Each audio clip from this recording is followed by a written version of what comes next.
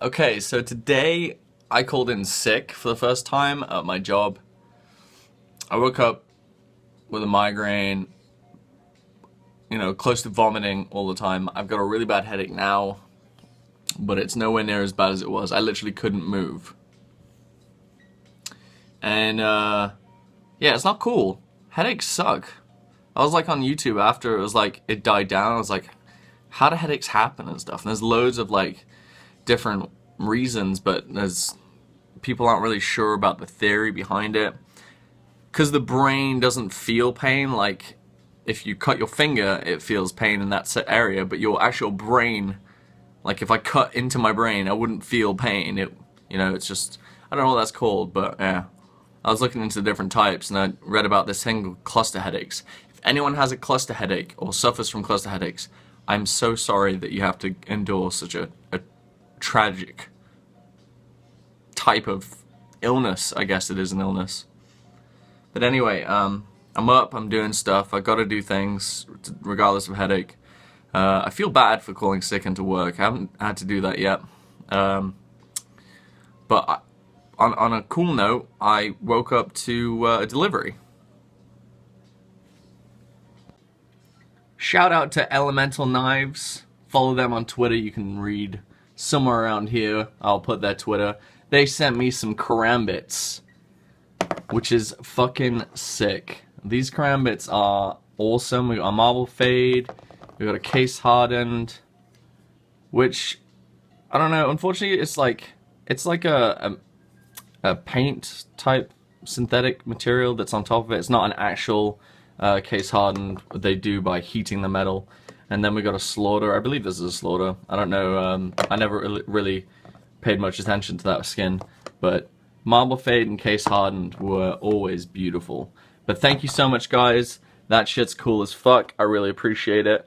So go follow them on Twitter, and they have a bunch of knives that are coming out, and they also have some that are available now. So feel free to follow them and go buy some shit. Thanks a lot.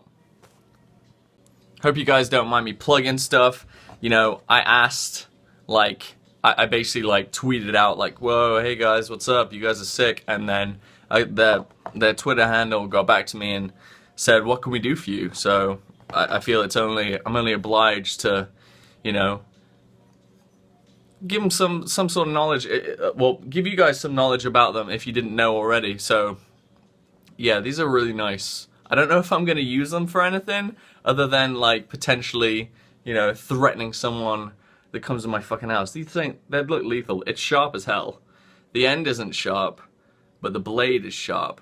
So, despite them looking like a velociraptor claw and the tip not looking so blunt, these are definitely lethal. But yeah, pretty sick. Very cool. Thank you. It totally blows my mind when people send me stuff, companies send me things. Like, I don't really think that I deserve any of it. I mean, I guess I appreciate that, I have a semi-large-ish following of people. I mean, I got 78,000 followers on Twitter, 71,000 followers on Twitch, and 189,000 subscribers on YouTube. I mean, social media is just, it's amazing when you think about it. Despite, like, if someone has, like, a large following, but, like, their content doesn't really get known as well, but one medium platform does, it's still worth it. It's like when Asus send me the parts for the streaming PC, or it's like Overclockers when they send me something. It's still, I still don't understand, because it's like, for example, the stream PC video, right? It's made about like what, 3,000, maybe 4,000 now views or something like that. That's not a lot of money that I earn. And they sent me the products, which are quite costly.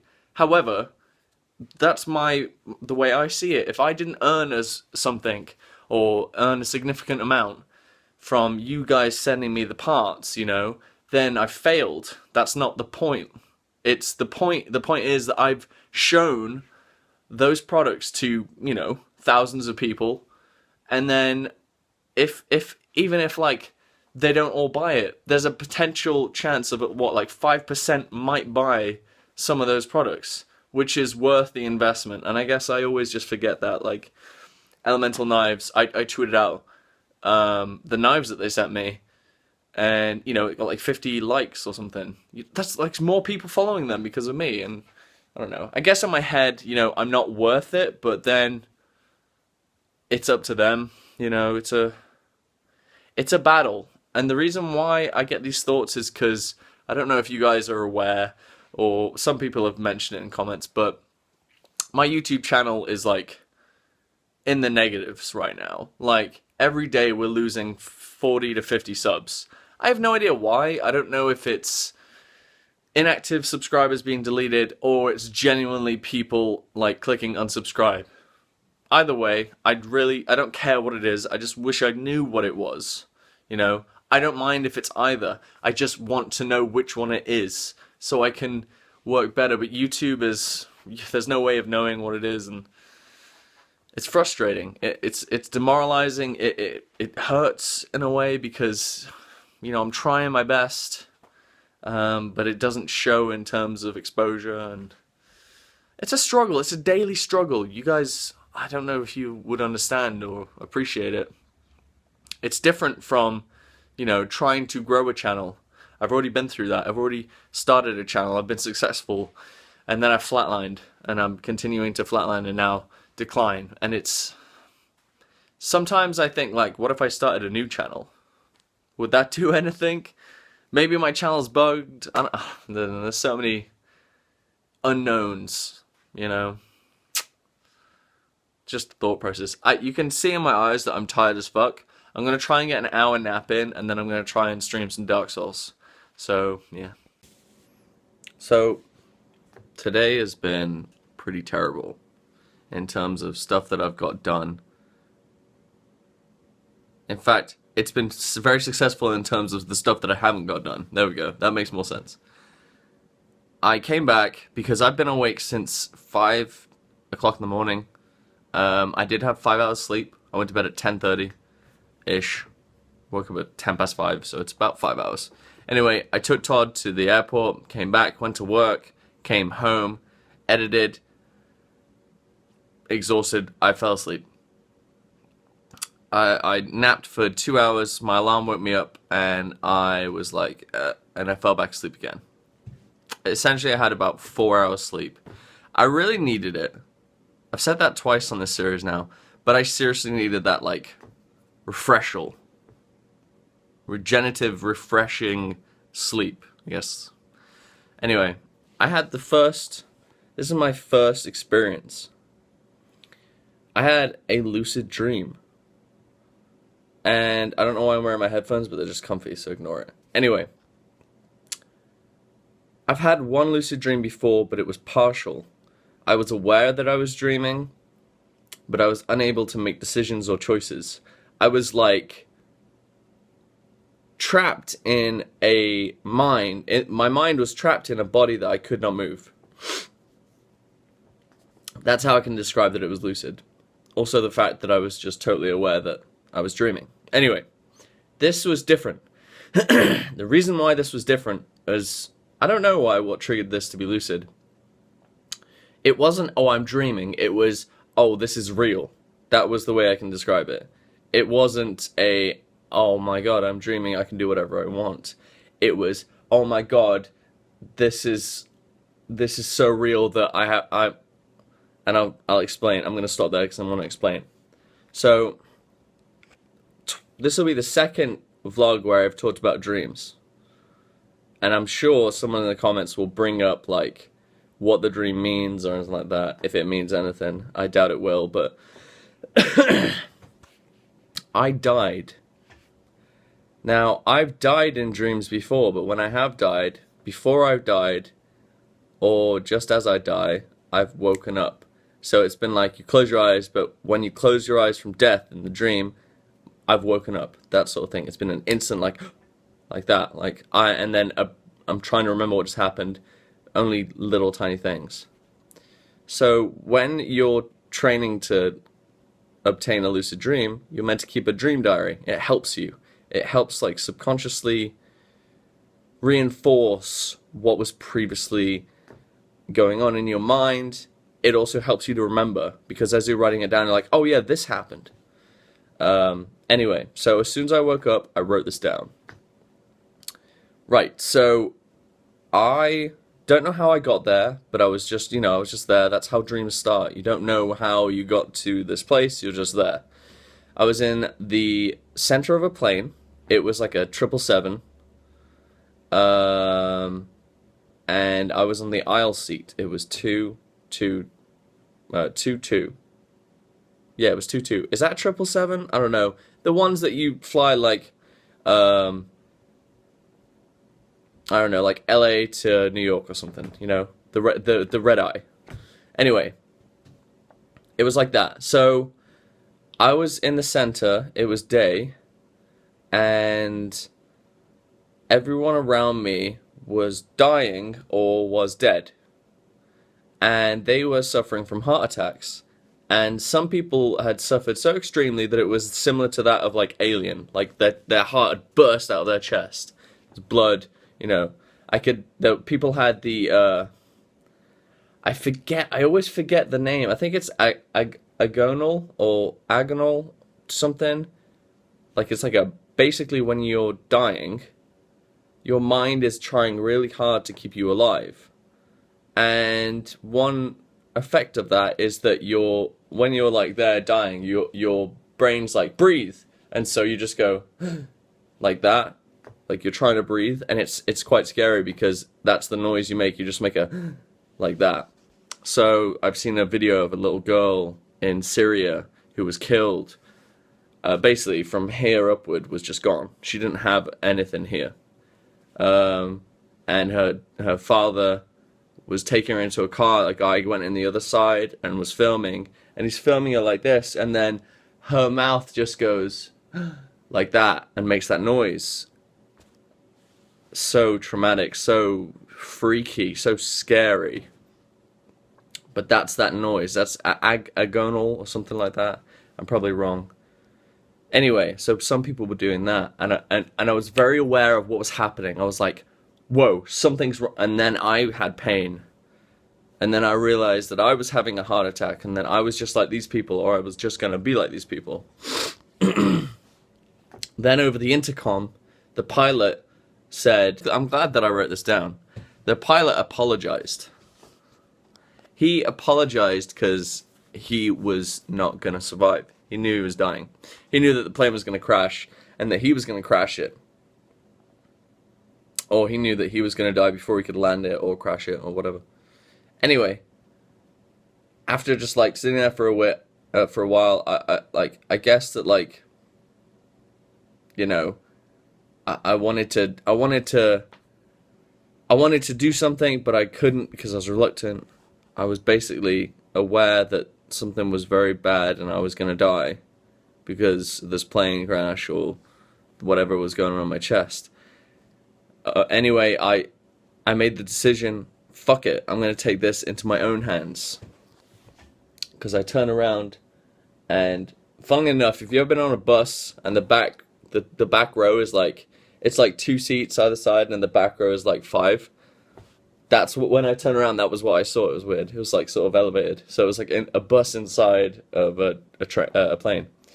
Anyway, I got up, I walked past, stepping over people, went to the cockpit. The cockpit door was open. The co-pilot had escaped out of there. I guess he tried to he felt like leaving there would, he'd find somehow to survive. But he died. And then as I got into the cockpit, first thing I saw was a runway and a lake. And the pilot was dead. And we were coming up to the runway. And in my head was, I don't know how I'm gonna land this. I can't land this plane. Basically, the plane is like here, and the runway was like there. We were quite high up. There was no way we were gonna land. So I just thought, fuck it, I'm gonna crash it into the lake. my first thought was like, I don't want to kill people that are that aren't affected by whatever's going on in this plane. And so I pushed the stick forward, and I pushed the power, and it was like, imagine like my face is the lake. It was like this, like that. That's the motion. It slowly came into view from the camera, from the windscreen, but it slowly came closer. And there was just a sudden realization, like, this is it. Like, whoa, I'm actually about to do this.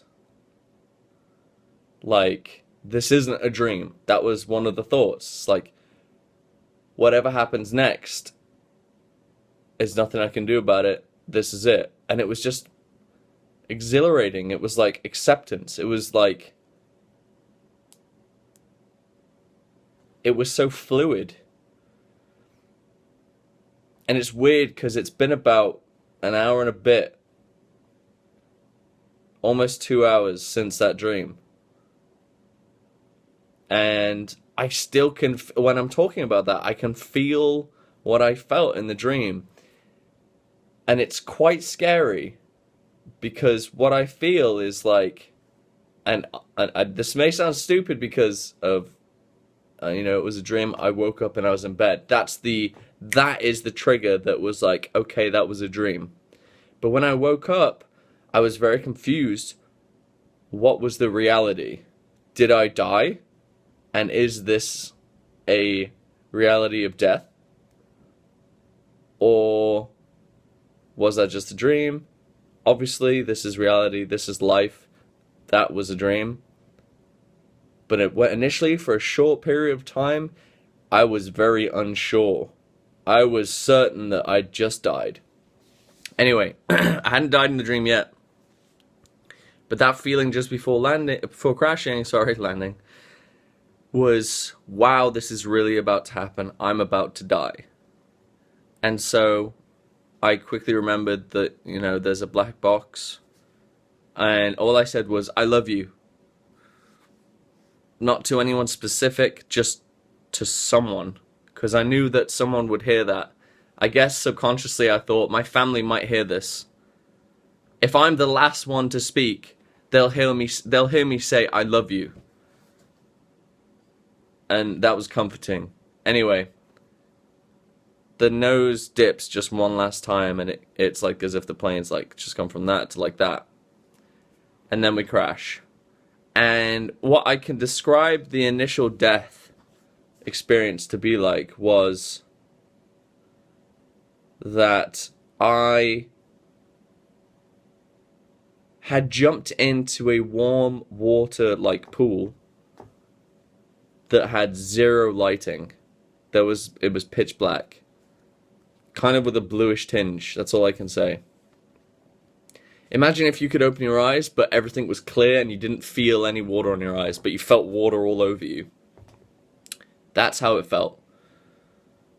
And I was spinning,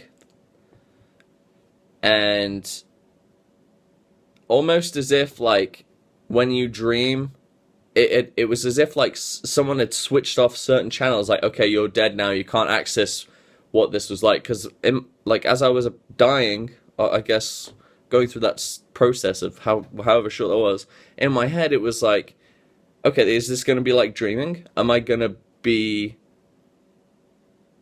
similar to, is the process similar to dreaming? Will I forever be lost in my thoughts consciously, like as a soul, or is it just death? It made me like question, like, religion and shit like that. Like, am I going to go to heaven? Am I going to go to hell? Do I just get cut off? Is there a switch that just switches it off? Do I come back as something, Do I get a second chance? It's so weird. I honestly just want to get drunk right now. And the reason for that is because it's a very weird experience to have, to have a lucid dream where you consciously make the decision to kill yourself.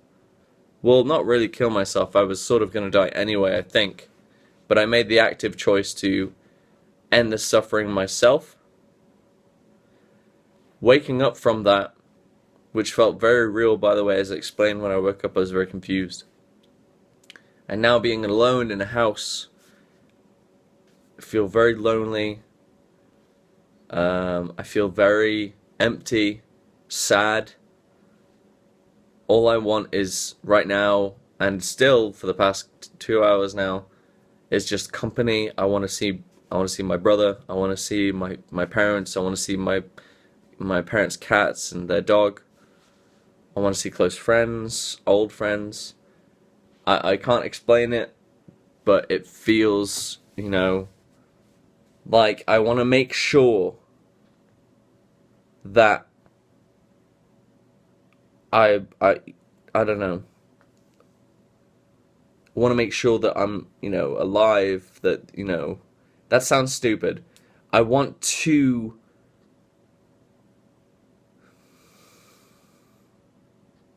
I don't know what I want. All I know is that I want to see them. I can't explain why. But yeah. Anyway, it's been 14 minutes of me just talking about Dream. I have to stream some Dark Souls.